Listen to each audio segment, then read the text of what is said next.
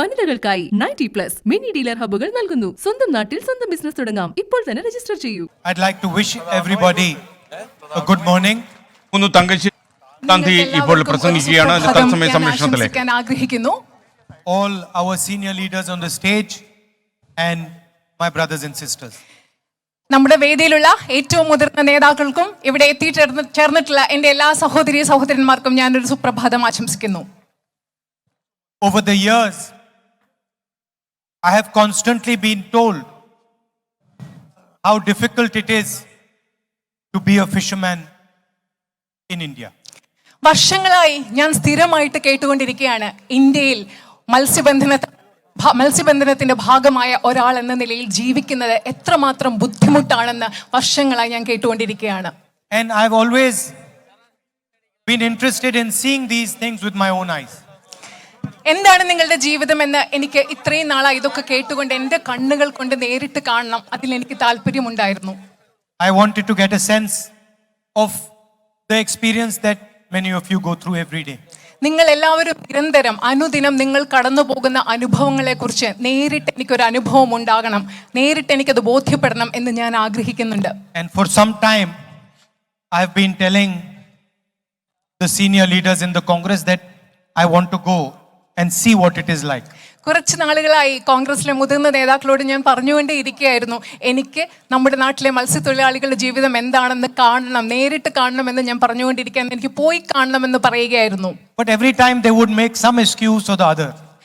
പക്ഷെ ഓരോ പ്രാവശ്യവും ഞാനിത് പറയും, അവർ ഓരോ ഒഴികഴിവ് പറഞ്ഞു മാറുകയായിരുന്നു. Maybe my security people didn't want me to go, whatever it is.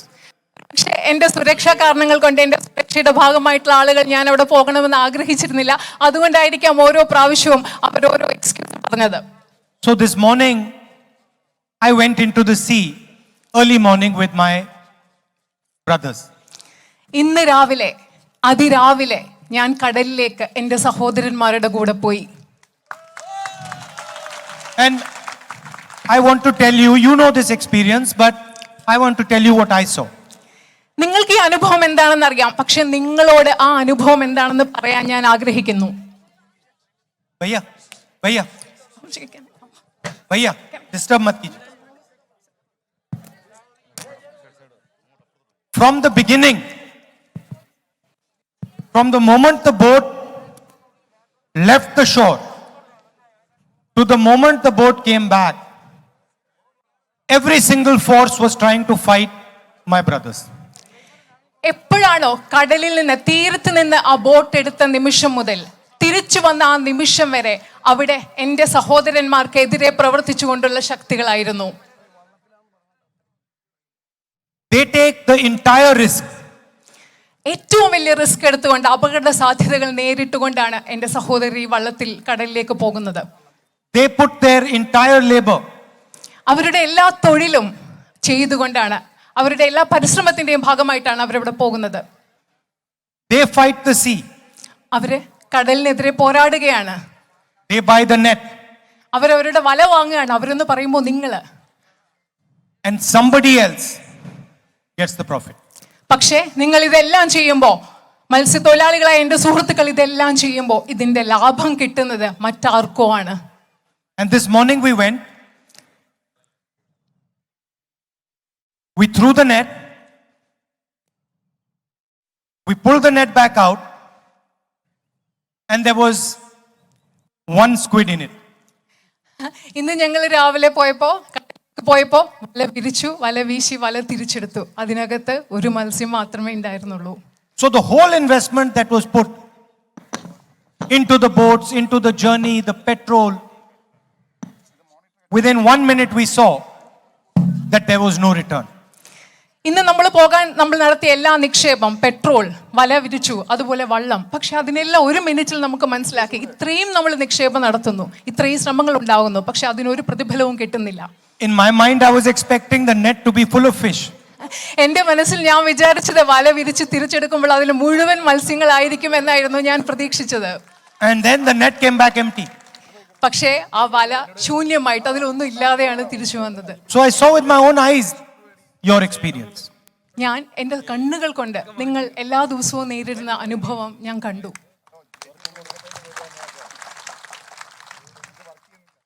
every single day the petrol, diesel prices go up. എല്ലാ ദിവസവും പെട്രോളിന്റെയും ഡീസലിന്റെയും വില വർദ്ധിച്ചുകൊണ്ടിരിക്കുകയാണ്. You cannot buy an engine beyond a certain size. നിങ്ങൾക്ക് ഒരു വലിപ്പത്തിനപ്പുറത്തുള്ള എഞ്ചിൻ യന്ത്രങ്ങൾ വാങ്ങിക്കാൻ സാധിക്കില്ല.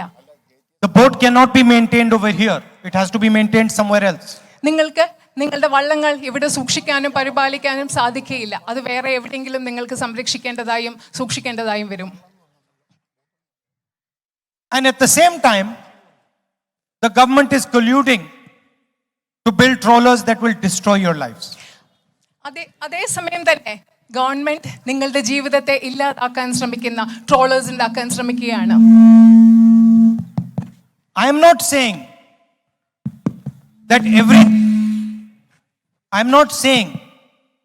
that everything should be done for your benefit, but some sense of fairness has to be there. ഞാൻ പറയില്ല എല്ലാം നിങ്ങളുടെ മാത്രം ആനുകൂല്യങ്ങൾക്കും ക്ഷേമത്തിനും വേണ്ടിയും ചെയ്യണമെന്ന് ഞാൻ പറയുന്നില്ല. പക്ഷേ നിങ്ങൾക്കും ആനുകൂല്യം ഉണ്ടാവണം. ചില ഒരു നീതിബോധം, അത്യാവശ്യം നീതിബോധം ഈ കാര്യങ്ങളിൽ ഗവൺമെന്റിന് ഉണ്ടാവണം. Fishermen told me if they come 1 hour late, they don't get the same price that they would get if they came 1 hour before. എൻ്റെ സുഹൃത്തുക്കൾ, മത്സ്യബന്ധന തൊഴിലാളികളെ എൻ്റെ സുഹൃത്തുക്കൾ പറയുകയുണ്ടായി, 1 മണിക്കൂർ താമസിച്ചു വന്നാൽ അവർക്ക് കിട്ടുന്ന വില 1 മണിക്കൂറിന് മുമ്പ് കിട്ടാമായിരുന്ന വില അവർക്ക് ലഭിക്കുന്നില്ല എന്ന് പറയുകയുണ്ടായി. I asked them, do you have insurance? He says, no, people do not insure us. ഞാൻ അവരോട് ചോദിച്ചു, നിങ്ങൾക്ക് ഇൻഷുറൻസ് ഉണ്ടോ? അപ്പൊ അവരെന്താ മറുപടി പറയുന്നത്? ഇല്ല, ഞങ്ങൾക്ക് ഇൻഷുറൻസ് ഇല്ല, ആരും ഞങ്ങൾക്ക് ഇൻഷുറൻസ് ചെയ്യുന്നില്ല, തരുന്നില്ല. So what I wanted to tell you here in this meeting എനിക്ക് അതുകൊണ്ട് നിങ്ങളോട് യോഗത്തിൽ പറയാനുള്ളത് is that I have a sense of what you're dealing with. എനിക്ക് നിങ്ങളോട് പറയാൻ ആഗ്രഹിക്കുന്നത്, നിങ്ങൾ കടന്നു പോകുന്ന അനുഭവങ്ങളെ കുറിച്ച് എനിക്കിപ്പോൾ ഒരു ധാരണയുണ്ട്. And now when a fisherman comes to me and says, I'm struggling, I understand little bit more about what you are going through. ഇപ്പോ മത്സ്യബന്ധന തൊഴിലാളികളായ നിങ്ങൾ ഓരോരുത്തരും എൻ്റെ അടുത്ത് വന്നിട്ട് എനിക്ക് ബുദ്ധിമുട്ടുണ്ട് എന്ന് പറയുമ്പോൾ ഒരു പരിധിവരെ നിങ്ങളുടെ ബുദ്ധിമുട്ട് എന്താണെന്ന് എനിക്ക് മനസ്സിലാക്കാൻ സാധിക്കും. Of course, I will never understand exactly your reality. ഒരിക്കലും നിങ്ങൾ എങ്ങനെയാണോ നിങ്ങളുടെ യാഥാർത്ഥ്യം നിങ്ങൾ അനുഭവിക്കുന്നത് പോലെ ആ അളവിൽ എനിക്ക് മനസ്സിലാക്കാൻ സാധിക്കില്ല, എനിക്കറിയാം. I only pull the net for 1 day. ഞാൻ വല വിരിച്ചതും വല വീശിയതും ഒറ്റ ദിവസത്തേക്ക് മാത്രമാണ്. You do it every day. പക്ഷെ നിങ്ങളത് എല്ലാ ദിവസവും ചെയ്യുന്നവരാണ്. So I understand and I respect what you are doing. ഞാൻ നിങ്ങൾ എന്താണ് ചെയ്യുന്നതെന്ന് ഞാൻ മനസ്സിലാക്കുകയും അതിന്റെ പേരിൽ നിങ്ങളെ In ബഹുമാനിക്കുകയും fact, ചെയ്യുന്നു. I would say even stronger. I admire what you are doing. ഞാൻ കുറച്ചുകൂടി ശക്തമായി പറഞ്ഞാൽ ഞാൻ നിങ്ങൾ എന്ത് ചെയ്യുന്നു അതിനെ ആരാധിക്കുന്നു.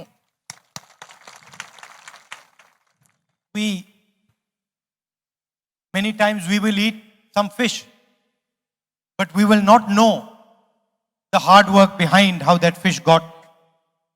പലപ്പോഴും നമ്മളൊക്കെ ഭക്ഷണം കഴിക്കും, മത്സ്യം കഴിക്കും. പക്ഷെ അത് കഴിക്കുമ്പോൾ ആ മത്സ്യം കഴിക്കാൻ അതിൻ്റെ പിന്നിലുള്ള കഠിനാധ്വാനത്തെക്കുറിച്ച് നമുക്ക് പലപ്പോഴും അറിയാനും സാധിക്കില്ല, അതിനെപ്പറ്റി ചിന്തിക്കാറുമില്ല. So today it was very interesting. Immediately after we went fishing, they cooked some fish on the boat. ഏറ്റവും വലിയ ഇന്ന് വളരെ രസകരമായിട്ടുള്ള ഒരു കാര്യം പറഞ്ഞാൽ, ഇന്ന് നമ്മൾ ഫിഷിങ്ങിന് വേണ്ടി മത്സ്യബന്ധനത്തിന് പോയ ശേഷം തിരിച്ചു വരുമ്പോൾ വഞ്ചിയിൽ വള്ളത്തിൽ അവർ കുറച്ച് മത്സ്യം പാകം ചെയ്തു. So for the first time I realized directly with my own eyes the difficulty to get the fish on the plate. ജീവിതത്തിൽ ആദ്യമായിട്ട് എനിക്ക് മനസ്സിലായി നമ്മുടെ പാത്രത്തിൽ മത്സ്യം പാകം ചെയ്ത് കിട്ടുമ്പോഴുണ്ടാകുന്ന ബുദ്ധിമുട്ട് എന്താണെന്ന്, അതിന് പിന്നിലുള്ള ബുദ്ധിമുട്ട് എന്താണെന്ന് എനിക്ക് ആദ്യമായിട്ട് മനസ്സിലായി. And I also want to tell you that I want to work with you to make your life easier. നിങ്ങളോട് ഒരു കാര്യം കൂടി എനിക്ക് പറയാൻ ആഗ്രഹമുണ്ട്. നിങ്ങളോടൊപ്പം ചേർന്ന് പ്രവർത്തിച്ച് നിങ്ങളുടെ ജീവിതം കൂടുതൽ എളുപ്പമുള്ളതും സുഖകരമാക്കി തീർക്കണം എനിക്ക് വളരെയധികം ആഗ്രഹമുണ്ട്.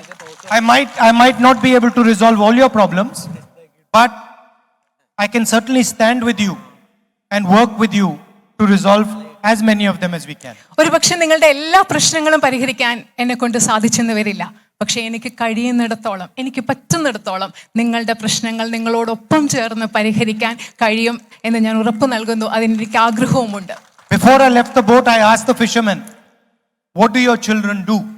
ഞാൻ ആ വള്ളത്തിൽ നിന്ന് വരുന്നതിന് മുമ്പ് അവിടെ എൻ്റെ കൂടെ ഉണ്ടായിരുന്ന മത്സ്യബന്ധന സുഹൃത്തുക്കളോട് ചോദിച്ചു, നിങ്ങളുടെ കുട്ടികൾ എന്താണ് ചെയ്യുന്നത്? And he said, my children don't want to be fishermen. അദ്ദേഹം പറഞ്ഞത് എന്താണെന്ന് അറിയോ? എൻ്റെ കുട്ടികൾക്ക് മത്സ്യബന്ധനത്തിന് പോവാൻ താല്പര്യമില്ല എന്ന്. Because it's too hard, too difficult, too risky. എന്തുകൊണ്ടാണ്? അതിൻ്റെ കാരണം എന്താണെന്ന് അറിയോ? അത് വലിയ ബുദ്ധിമുട്ടുള്ളതാണ്, ഭയങ്കര അപകട സാധ്യതകളുള്ളതാണ്. അതുകൊണ്ട് എൻ്റെ കുട്ടികൾക്ക് മത്സ്യബന്ധനത്തിന് താല്പര്യമില്ല എന്നാണ് അദ്ദേഹം പറഞ്ഞത്. Anyway, I've come here more to listen to you than to tell you what I think. So whoever would like to now speak, please feel free to do so. ഞാൻ ഇവിടെ വന്നത് നിങ്ങളോട് പറയുന്നതിനേക്കാൾ ഉപരി നിങ്ങൾ എന്തു പറയുന്നു എന്നത് കേൾക്കാനാണ്. അതുകൊണ്ട് ഇവിടെ ആർക്ക് എന്നോട് സംസാരിക്കണമോ അവർക്ക്, നിങ്ങൾക്ക് എല്ലാവർക്കും എന്നോട് സംസാരിക്കാം. അതിനെ നിങ്ങൾ സ്വതന്ത്രരായിട്ട് കണ്ടുകൊണ്ട് നിങ്ങൾക്ക് സംസാരിക്കാം.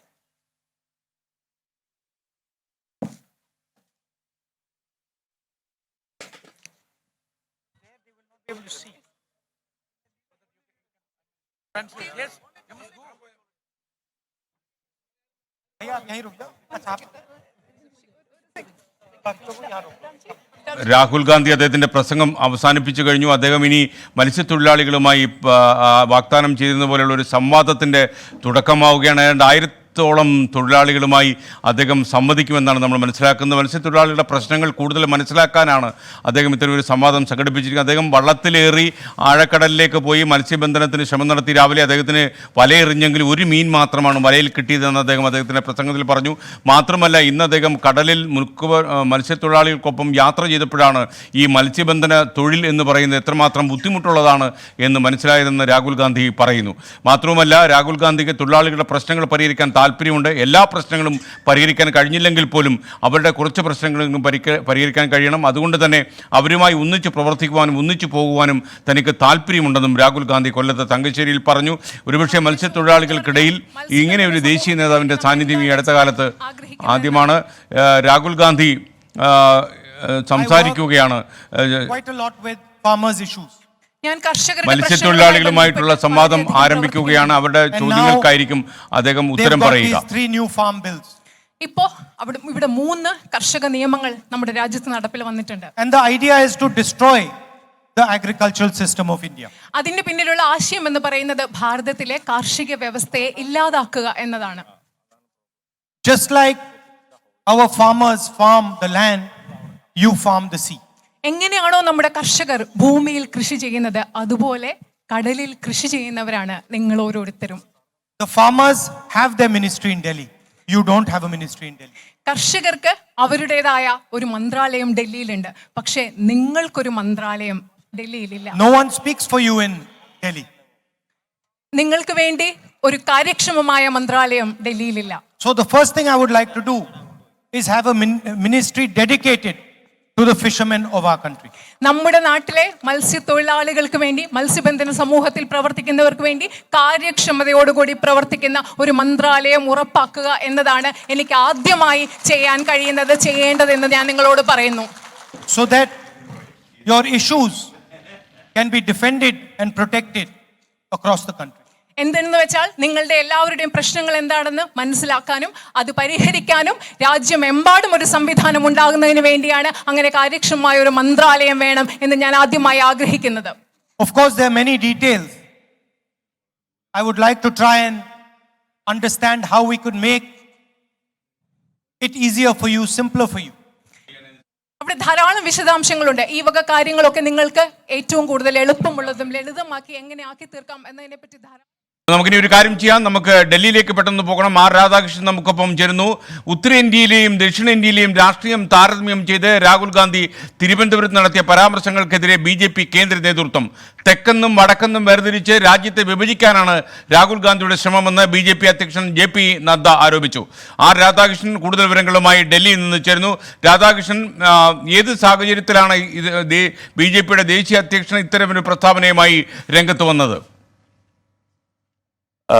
SKN രാഹുൽ ഗാന്ധി കഴിഞ്ഞ ദിവസം തിരുവനന്തപുരത്ത് ഈ ഡൽഹിയിൽ നിന്ന് താൻ കേരളത്തിലെത്തിയതുമായി ബന്ധപ്പെട്ട കാര്യങ്ങളെ വിവരിച്ചു പറഞ്ഞപ്പോൾ ഉത്തരേന്ത്യയിൽ നിന്ന് താൻ ദക്ഷിണേന്ത്യയിൽ എത്തുകയും ഇവിടെ നിന്ന് ജനപ്രതിനിധി ആവുകയും ചെയ്തപ്പോൾ കൂടുതൽ ഉന്മേഷവാനായി എന്ന ഒരു പരാമർശം നടത്തിയിരുന്നു. ഇതിനെയാണ് ഇപ്പോൾ BJP രാഷ്ട്രീയ ആയുധം ആക്കുന്നത്. BJP പറയുന്നത് അമേഠിയിൽ രാഹുൽ ഗാന്ധി വർഷങ്ങളോളം MP ആയിരുന്നു. ഒപ്പം രാഹുൽ ഗാന്ധിയുടെ കുടുംബം വർഷങ്ങളോളം ഉത്തരേന്ത്യയിലെ വിവിധ ഭാഗങ്ങളിൽ പ്രതിനിധീകരിച്ചു. പക്ഷേ അവിടെയെങ്ങും ഉന്മേഷമുണ്ടാകാത്തതിന് കാരണം ആ കുടുംബം വരുത്തിയിട്ടുള്ള ഭരണ വൈകല്യങ്ങളാണ് എന്നതാണ്. രാഹുൽ ഗാന്ധി കേരളത്തിൽ എത്തി ഈ ഇങ്ങനെയൊരു പ്രസ്താവന നടത്തിയത് രാഷ്ട്രീയ താല്പര്യങ്ങളുടെ അടിസ്ഥാനത്തിലാണ്. ദക്ഷിണേന്ത്യയാണ് തനിക്ക് പ്രിയപ്പെട്ടതെന്ന് സൂചിപ്പിച്ച് രാഷ്ട്രീയ നേട്ടം ഉണ്ടാക്കാനാണ് ശ്രമം എന്നാണ് BJP ഇപ്പോൾ പറയുന്നത്. തെക്കെന്നും വടക്കെന്നും വേർതിരിച്ച് രാഷ്ട്രീയമായിട്ട് ഇങ്ങനെയുള്ള പ്രസ്താവനകൾ നടത്തുന്നത് അത് ഉചിതമായിട്ടുള്ള നടപടിയല്ല എന്നാണ് BJPയുടെ വിമർശനം. ഇത് JP നദ്ദ തന്നെയാണ് ഈ വിമർശനം ഉന്നയിക്കുന്നത്. രാഹുൽ ഗാന്ധിയെ സംബന്ധിച്ച് കേരളത്തിലേക്ക് എത്തുമ്പോൾ പ്രത്യേക ഉന്മേഷം ഉണ്ടാവുകയും ബാക്കിയുള്ള സ്ഥലങ്ങളിൽ പ്രത്യേക ഉന്മേഷം ഇല്ലാതിരിക്കുകയും ചെയ്യുന്നത് ആ മേഖലകളിലൊന്നും കോൺഗ്രസ് ഇല്ലാതായി മാറിയത് കൊണ്ടാണ് എന്നാണ് BJP പറഞ്ഞു വയ്ക്കുന്നത്. SK thank you. രാധാകൃഷ്ണൻ, ഡൽഹിയിൽ നിന്നാണ് രാധാകൃഷ്ണൻ നമുക്കൊപ്പം ചേർന്നത്. ഇനി മറ്റൊരു പ്രധാനപ്പെട്ട വാർത്തയിലേക്ക് നമ്മൾ കടക്കുന്നു. അഡ്വക്കേറ്റ് KB സുനിൽകുമാർ നടിയെ ആക്രമിച്ച കേസിലെ അസിസ്റ്റന്റ് പ്രോസിക്യൂട്ടറാകും. നിലവിൽ തൃശൂർ അഡീഷണൽ ഗവൺമെന്റ് പ്രീഡറായ സുനിൽകുമാറിനെ അസിസ്റ്റന്റ് പ്രോസിക്യൂട്ടറായി നിയമിച്ച ഉത്തരവ് പുറത്തുവന്നു. കേസിൽ സ്പെഷ്യൽ പ്രോസിക്യൂട്ടറായി അഡ്വക്കേറ്റ് VN അനിൽകുമാറിനെ നേരത്തെ തന്നെ നിയമിച്ചിരുന്നു.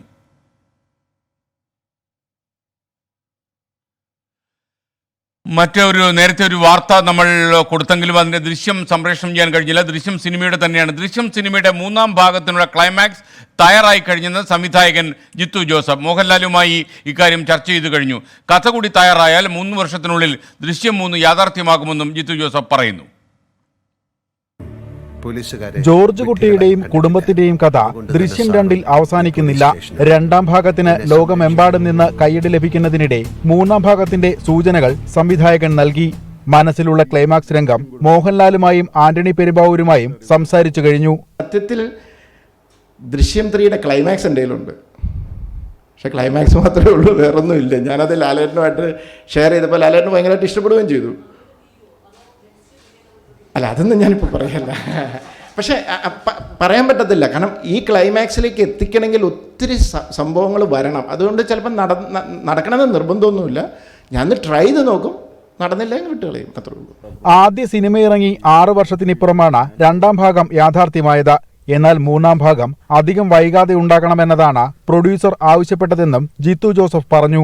ഞാനത് ആൻ്റണിയോട് പറഞ്ഞപ്പോൾ ആൻ്റണി പറഞ്ഞു 6 വർഷം പോകണ്ട ഇനി, കാരണം ഒരു 2-3 വർഷത്തിനുള്ളിലെങ്കിലും ഒന്ന് കിട്ടുവാണെങ്കിൽ നല്ലതെന്ന് പറഞ്ഞു. ഞാൻ പിന്നെ നോക്കട്ടെ, കുഴപ്പമൊന്നുമില്ല. കോട്ടയം പ്രസ് ക്ലബിൽ വിക്ടർ ജോർജ് അവാർഡ് വിതരണത്തിന് എത്തിയപ്പോഴാണ് ജിത്തു ജോസഫ് ഇക്കാര്യം മാധ്യമങ്ങൾക്ക് മുന്നിൽ പറഞ്ഞത്. 24 കോട്ടയം. എന്തായാലും ദൃശ്യം 3ക്കായിട്ട് നമുക്ക് കാത്തിരിക്കാം. മറ്റൊരു വാർത്തയിലേക്ക് നമ്മൾ പോകുന്നു. എറണാകുളം പരവൂരിലെത്തിയ ഒരു അതിഥി നമുക്ക് പരിചയപ്പെടാം. വില കൊണ്ടും വലിപ്പം കൊണ്ടും ആളൊരു സ്റ്റാറാണ്. നോർത്ത് ഇന്ത്യയിൽ നിരവധി ആരാധകരുള്ള കക്ഷിയെ പറവൂർ സ്വദേശി ബിന്ദുവാണ് കേരളത്തിൽ കൊണ്ടുവന്നിരിക്കുന്നത്. ബിന്ദു അല്ല, ബിനു.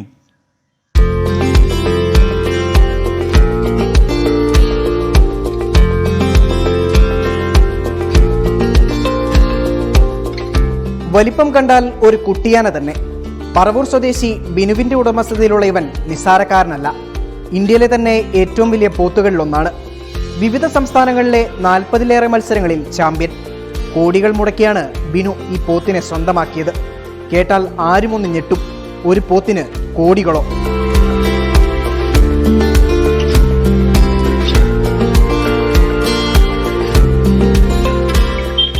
കേരളത്തിലെ ഫസ്റ്റ് ചാമ്പ്യൻ ബുള്ളാണ്. പിന്നെ സൗത്ത് ഇന്ത്യയിലെ ഏറ്റവും വലിയ ബുള്ളാണ്. ഇന്ത്യയിലെ തന്നെ ടോപ്പ് 5 ബുള്ളിലൊരു ബുള്ളാണ്. പിന്നെ ഇത് ഏകദേശം ഇന്ത്യയിൽ തന്നെ ഓൾറെഡി എല്ലാ സ്റ്റേറ്റിലും പോയിട്ടുണ്ട്. 2000 കിലോയാണ് ഈ പോത്തിന്റെ ഭാരം. ഒരു ദിവസത്തെ പുള്ളിക്കാരന്റെ ഭക്ഷണം 55 കിലോ പുല്ല്, 30 കിലോ വൈക്കോൽ, വിവിധ ഇനത്തിൽപ്പെട്ട 7 കിലോ ധാന്യങ്ങൾ. സൗമ്യനും ശാന്തശീലനുമായതിനാൽ കുട്ടികളടക്കം ഇപ്പോൾ ഇവനോടൊപ്പമാണ് ചങ്ങാത്തം.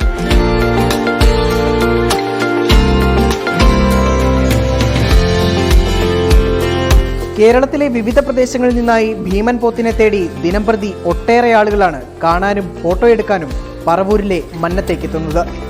24 കൊച്ചി. Welcome back. തീർച്ചയായിട്ടും ഇനി നമ്മൾ രാജ്യാന്തര വാർത്തകളിലേക്കാണ് പോകുന്നത്. രാജ്യാന്തര വാർത്തകളുമായി നമുക്കിപ്പം പി ജെയിംസ് ചേരുന്നു. Good morning P James. Good morning James, ചൈനയ്ക്ക് പിന്നാലെ പാകിസ്ഥാനോട് നമ്മൾ നയതന്ത്രത്തിലൊരു അയവ് കാണിച്ചിരിക്കുന്നു. ശ്രീലങ്കയിലേക്ക് പോകാനുള്ള പാകിസ്ഥാൻ പ്രധാനമന്ത്രിക്ക് നമ്മുടെ വ്യോമ അതിർത്തി തുറന്നു കൊടുത്തിരിക്കുന്നു. നമ്മുടെ ആകാശമാർഗം വഴി അദ്ദേഹത്തെ സഞ്ചരിക്കാമെന്നല്ലേ നമ്മൾ മനസ്സിലാക്കേണ്ടത്? ഇതൊരു അത്യാവശ്യം ഒരു സന്തോഷ വാർത്തയാണ്. കാരണം ചൈനയുടെയുമായിട്ടുള്ള അതിർത്തി തർക്കത്തില് ചെറിയൊരു ശമനം ഉണ്ടായതിന് പിന്നാലെ ചൈനയോടൊപ്പം ഇന്ത്യയോട് പോരാടി നിൽക്കുകയായിരുന്നു പാകിസ്ഥാൻ. അവിടെ അതിർത്തിയിൽ വലിയ രീതിയിലുള്ള ഫൈറ്റ് നടക്കുകയായിരുന്നു. അതിനിടയിലാണ് ഇന്ത്യ ഒരു എന്താ പറയുക അതിര് വിട്ടുള്ള ഒരു അതിർത്തി കാണിച്ചത്. ഇന്ത്യൻ വ്യോമാതിർത്തിയിലൂടെ ശ്രീലങ്കയിലേക്ക് പോകാൻ പാക് പ്രധാനമന്ത്രി ഇമ്രാൻഖാന് അനുമതി കൊടുത്തു. പ്രത്യേകിച്ച് അത് കൊടുക്കാൻ യാതൊരു സാധ്യതയും ഇല്ലായിരുന്നു. പ്രത്യേകിച്ച് 3 തവണ ഇന്ത്യ അതിനുള്ള അനുമതി പാകിസ്ഥാൻ വ്യോമാതിർത്തിയിൽ ചോദിച്ചിട്ട് തന്നിട്ടില്ല. ഇന്ത്യയുടെ പ്രസിഡന്റ് രാംനാഥ് കോവിന്ദ്, പ്രധാനമന്ത്രി നരേന്ദ്രമോദി ഇവരൊക്കെ യൂറോപ്പിലേക്കും കിർഗിസ്ഥാനിലേക്കൊക്കെ പോകാൻ അനുമതി ചോദിച്ചപ്പോൾ പാകിസ്ഥാൻ നൽകിയിരുന്നില്ല. ഇതിൻ്റെ പേരിൽ 2500 കിലോമീറ്റർ പോകേണ്ടിടത്ത് 5500 കിലോമീറ്റർ, അത് 3.5 മണിക്കൂർ വൈകി അല്ലെങ്കിൽ കൂടുതൽ ഓടി പോകേണ്ടി വന്നു ഇന്ത്യക്ക്. എന്നിട്ടും ഇന്ത്യ ഒരു മഹാമനസ്കത കാണിച്ചത് ഇന്ത്യയും പാകിസ്ഥാനും തമ്മിലുള്ള പ്രശ്നങ്ങളിൽ ഒരു ശമനമുണ്ടാവണം, പ്രത്യേകിച്ച് ചൈന പിന്മാറുന്ന അവസ്ഥയിൽ ഇന്ത്യക്ക് കുറച്ചുകൂടി സ്വസ്ഥമാവണമെന്ന ചിന്ത കൊണ്ടാണ്. ഇത് നയതന്ത്ര രംഗത്തെ ഒരു വലിയ ഒരു നിലപാടായിട്ടാണ് വ്യാഖ്യാനിക്കപ്പെടുന്നത്. അവർ ശ്രീലങ്കയിലേക്കാണ് പാക് പ്രധാനമന്ത്രി പോകുന്നത്. ശ്രീലങ്കയിലും ചൈന പിടിമുറുക്കുന്നുണ്ട്. അപ്പോൾ ഈ പ്രത്യേക തീരുമാനത്തിന് വലിയ രാഷ്ട്രീയ പ്രത്യാഘാതങ്ങൾ പോസിറ്റീവായിട്ടുണ്ടാവുമെന്നാണ് പ്രതീക്ഷ. ജെയിംസ്, അതുപോലെ കനേഡിയൻ പാർലമെന്റ് ചൈനയ്ക്കെതിരെ രംഗത്ത് വന്നതോടെ ചൈനയും അമേരിക്കയും തമ്മിൽ വളരെ ഭാഗ്യോപകരമായിരിക്കുന്നല്ലോ. അല്ല, യഥാർത്ഥത്തിൽ SKN അമേരിക്കയും കാനഡയും തമ്മിൽ നേരത്തെ കുറച്ച് പ്രശ്നങ്ങളായിരുന്നു. അതിന് പ്രധാന കാരണം എന്ന് വെച്ചിട്ടുണ്ടെങ്കിൽ അമേരിക്കൻ പ്രസിഡന്റായിരുന്ന ഡൊണാൾഡ് ട്രംപും കുറച്ച് ലിബറൽ ആയിട്ടുള്ള കനേഡിയൻ പ്രധാനമന്ത്രി ജസ്റ്റിൻ ട്രൂഡോയും തമ്മിൽ പല കാര്യങ്ങളും അഭിപ്രായ വ്യത്യാസത്തിലായിരുന്നു. പക്ഷേ അമേരിക്കൻ പ്രസിഡന്റായി ജോ ബൈഡൻ വന്നതോടെ കാര്യങ്ങൾ മാറിയിരിക്കുന്നു. ഇപ്പോൾ അവർ തമ്മിൽ ആദ്യമായിട്ടൊരു മീറ്റിംഗ് ജോ ബൈഡൻ നടത്തുന്നത് കാനഡയുമായിട്ടാണ്. ഇനിയിപ്പോൾ അധികം കോവിഡ് മാറിയാൽ ആദ്യം പോകുന്നത് കാനഡയിലേക്കായിരിക്കും. ജസ്റ്റിൻ ട്രൂഡോ ആയിട്ട് നല്ല രീതിയിലുള്ള ചർച്ച നടന്നിരിക്കുന്നു. അവരുടെ പ്രധാന ചർച്ചാ വിഷയം ചൈനയായിരുന്നു. ഇന്നലെ കനേഡിയൻ പാർലമെൻറ്റ് ചൈനയ്ക്കെതിരെ ചൈന ഉയ്ഗർ മുസ്ലിംസിൻ്റെ കാര്യത്തിൽ വംശഹത്യ നടത്തുന്നു എന്നുള്ളത് കണ്ടെത്തലോടുകൂടി അവർ പാർലമെൻറ്റ് പ്രമേയം പാസ്സാക്കിയതിന് പിന്നാലെയാണ് യോഗം നടന്നത്. അതുകൊണ്ട് തന്നെ രാഷ്ട്രീയ പ്രാധാന്യമുണ്ട്. ഈ തരത്തിൽ അമേരിക്കയും കാനഡയും തമ്മിലുള്ള ബന്ധം വീണ്ടും പുനഃസ്ഥാപിച്ചിരിക്കുന്നു. SK. അതുപോലെ അമേരിക്കയിൽ നിന്ന് ശുഭകരമല്ലാത്ത ഒരു വാർത്ത വരുന്നുള്ളൂ. നീരാജ് ആൻ്റനെ യഥാർത്ഥത്തിൽ സെനറ്റ് അവരുടെ നിയമനം അംഗീകരിക്കില്ല എന്ന രീതിയിൽ വരുന്നു. അവരുടെ നിയമനത്തിൽ നിന്ന് ഒരു ഡെമോക്രാറ്റ് പിന്മാറി എന്ന വാർത്ത വരുന്നുണ്ടല്ലോ. യഥാർത്ഥത്തിൽ ഇന്ത്യൻ വംശജയ്ക്ക് കിട്ടാവുന്ന ഒരു തിരിച്ചടിയിലേക്കാണോ കാര്യങ്ങൾ പോകുന്നത്? SK, ഇത് വളരെ ശരിയാണ്. പ്രത്യേകിച്ച് ജോ ബൈഡൻ പ്രസിഡന്റായ ശേഷം ഒരുപക്ഷെ ജോ ബൈഡന് വന്നേക്കാവുന്ന ആദ്യത്തെ തിരിച്ചടി ഇതായേക്കാം. ഇന്ത്യൻ വംശജ നീരാജ് ആൻ്റനെ വൈറ്റ് ഹൗസിൻ്റെ ബജറ്റ് ഡയറക്ടറാക്കി. ഭയങ്കര പവർഫുൾ പോസ്റ്റാണ്, മന്ത്രിസ്ഥാനത്തിന് തുല്യമായ പോസ്റ്റാണ്. അതുകൊണ്ട് തന്നെ സെനറ്റ് പാസ്സാക്കണം. പക്ഷേ സെനറ്റിൽ ഇത് പാസ്സാവാത്ത അവസ്ഥ വന്നിരിക്കുന്നു. ഡെമോക്രാറ്റുകൾക്ക് 50 സീറ്റും അതുപോലെ തന്നെ റിപ്പബ്ലിക്കൻ 50 സീറ്റാണുള്ളത്. അതിൽ ഒരു ഡെമോക്രാറ്റിക് അംഗം ഈ നിലപാടിനോട് അവർ വളരെ ലിബറലായിട്ടുള്ള പലരെയും വിമർശിക്കുന്ന ആളാണെന്നുള്ളതുകൊണ്ട് അതിൽ നിലപാട് മാറ്റിയിരിക്കുന്നു. സ്വാഭാവികമായിട്ടും മഞ്ചിൻ എന്ന ഡെമോക്രാറ്റിക് അംഗമാണ്. എന്ന് മാത്രമല്ല റിപ്പബ്ലിക്കൻ പാർട്ടിയിൽ ജോ ബൈഡനെ പിന്തുണച്ചിരുന്ന മിറ്റ് റോമിനിയെ പോലുള്ള ആൾക്കാരും പിന്തുണയ്ക്കാൻ കഴിയില്ലെന്ന് പറഞ്ഞു. ഇവർ വളരെ തീവ്രവാദിയായിട്ടൊരു ലേഡിയാണെന്നുള്ള നിലപാടാണ് എടുത്തിരിക്കുന്നത്. ഇന്ത്യൻ വംശജരെ സംബന്ധിച്ചിടത്തോളം ഇത് നിരാശാജനകമായിട്ടുള്ളൊരു നിലപാടാണ്. ഒരുപക്ഷെ പ്രസിഡന്റ് അവരെ നിയമിച്ചതിന് ശേഷം സെനറ്റിൽ തള്ളപ്പെട്ടു പോവുക എന്നുള്ളത് വളരെ കഷ്ടമാണ്. എന്തായാലും ഇതിൽ കുറച്ച് നിറത്തിൻ്റെയൊക്കെ പ്രശ്നങ്ങളുണ്ട് എന്നുള്ള വാദം ഉയർത്തിയിട്ടുണ്ട്. കറുത്ത വംശജരും നീരാജ് ആൻ്റന് വേണ്ടി രംഗത്തിറങ്ങിയിട്ടുണ്ട്. പക്ഷേ വെളുത്ത വംശജർക്കിടയിൽ നീരാജ് ആൻ്റനോടുള്ള എതിർപ്പാണ് ഇങ്ങനെയുള്ള കാര്യങ്ങൾക്ക് കാരണമായിട്ടുള്ളത്. SK. Thank you P James. ഇനി രാജ്യാന്തര വാർത്തകളുമായി പി ജെയിംസ്. നാളെ ഇതേ സമയം ഇതേ പരിപാടിയിൽ നമുക്ക് മോർണിംഗ് ഷോ അവസാനിപ്പിക്കാൻ സമയമാകുന്നു. Number 1 election channel 24.